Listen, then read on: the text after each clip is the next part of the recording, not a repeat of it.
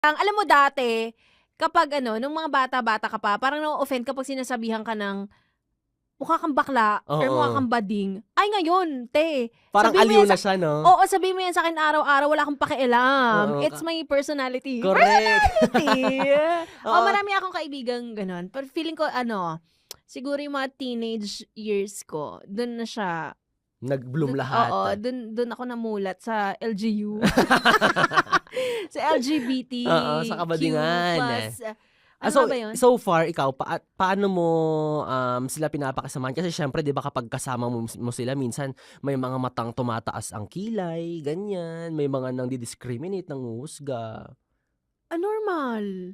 Normal Oo, lang? kasi ang trato nila sa'kin normal. Ay, Hindi naman nila ako